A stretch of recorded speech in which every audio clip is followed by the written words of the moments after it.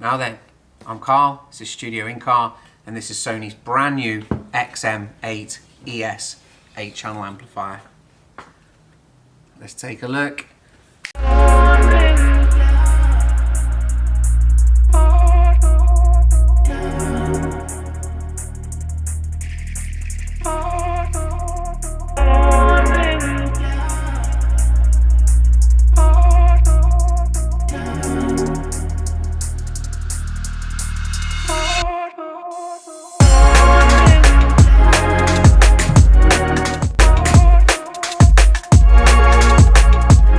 So hopefully you can all see that. This is me unboxing it, figuring it out for myself. Couple of standard numbers, an 8-channel amp, alright? It's not a DSP amplifier. This is meant for, possibly from Sony's point of view, directly from one of their head units, maybe the 6050 with sort of controllable outputs into this and a way out to their sort of Sony ES speaker line, in which case all of them have the high-res badge, and that would mean that it would be a full high-res system. Most of us that have high-res badges, they don't really mean that much because we'll have something in the line that doesn't have a high-res badge, so that 40 kilohertz plus sort of signal capability. Little fact, Sony invented that high-res badge. It was for their product. They wanted a standard that was elevated standard, if you believe that's what ES stands for. They created that and they gave it to the Japanese Audio Association in order to set an industry standard rather than just a Sony standard. So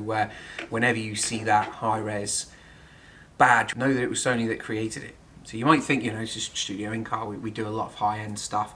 Most of our stuff is quite high-end. Why are we showing you Sony product? Now it's a £1,040 8-channel amplifier with no DSP.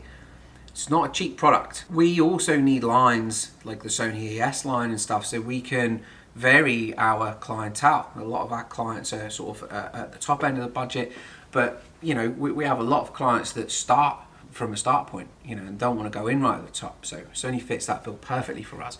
You know, we use Sony source units because they're just fantastic. Sony sits well with me in the, you know, as a brand, it's been making hi-fi and high-end hi-fi products as well for longer than anybody else we work with in terms of car audio or hi-fi. Loads of rich history with Sony.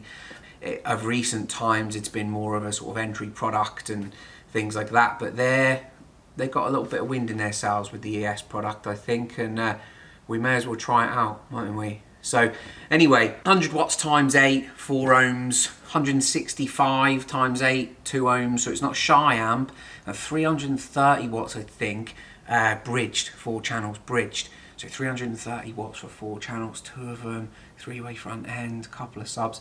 That's a you know, a ton of power. Now this unit, I'm not going to tell you how it sounds because it is freezing cold out of the box. We've not plumbed it in, but it will be going into our van to run our comparison test between the Sony ES 3-way product line and the Dynaudio Tech 362 or 342. And it will be a lovely comparison in relation to the cost of the speakers as well. Anyway, back to this, the XM8ES. Like I said, 1,040 quid, 8 by 100, 8 by 165 at 2 ohms, 330 at 4 ohms, bridged. So yeah, nice, decent power. It's got fly lead, I'm pretty sure it's this end. Fly lead RCA inputs and high level inputs. Now they are summable inputs, okay? So they will, if you've got sub mid-bass tweeters actively in your car, you can go into it with them, all right? I don't know, because I've had a look at the spec, I don't know what the voltage is on the input, so I don't know if it can deal with like a 35 volt sub-bass signal or anything like that. So I will figure that out and I'll add in the description below, because this is, as you can see, this yellow not for sale product. This is a pre-production unit. This is not a unit to be resold, so there aren't any out there. It's nice and brand new. I love it when Sony send us stuff. So that's on a fly lead, so no conventional sort of inputs. You can see along there's all sorts of speaker outputs, okay, 8 of them, believe it or not. And then we have 4 40 amp fuses and 4 gauge inputs as well. So, you know, we can run some decent power into this. Each channel in this has its own grounding to sort of try and eliminate channel crosstalk as much as it can. There's a lot of pretty stuff going on inside this, which I'll throw in a couple of images up for you now. We have had, probably within half an hour of us opening this, we took the back off it because we wanted to see, you know, I know what Sony are like, and I know that they can create a really good product when they want to, when they're not aiming sort of low in the market, and I don't think they're aiming low in the market with this. It has what most installers dislike, us included, a pyramid sort of shape, a triangular sort of offset front and back edge. Now, you can use it to your advantage in custom fabrication, where you can just cut a square and you'll have a natural bleed gap for lighting, or it can just piss you off because it's a completely odd shape and it's almost impossible to work out what's the right shape to do. But anyway, in ours, this will be mounted, this will be floor mounted, and then we'll have a cover on it, unfortunately, so we won't be able to see it. Let's take this panel off here and I'll show you some of the controls on the front. Tiny little grub screws, you don't lose them when you're installing it. It's the first time I've took this off. It's a rigid piece of metal. Look at that. A slew of controls. So we're going to have high pass, low pass, 12 dB filters on here. We're going to be able to realize a band pass in there as well. Off, high pass, low pass, band pass, preset filter points, so you are limited on what you can adjust, 50 to 500 and then 500 to 5K, and then your high pass, which I would assume would just be 5K butted. Loads of sort of input modes as well, so you know, if you tell it where you're putting your inputs, you just dial it in with these switches here, which have quite a substantial click to them.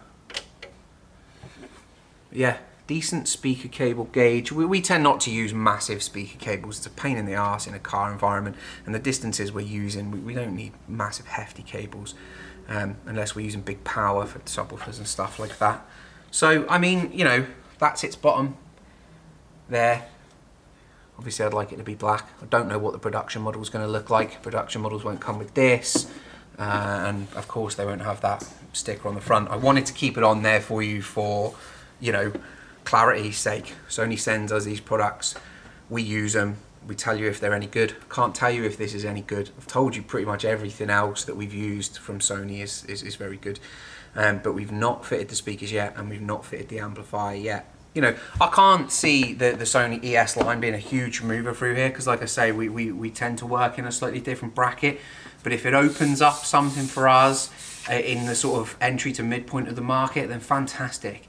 But only if the product performs. If it doesn't perform, I'm not going to shout about how it doesn't perform. You'll just see in the next video, it'll be a different amplifier that's fitted. Anyway, that's Sony's brand new XM8ES 8-channel amplifier.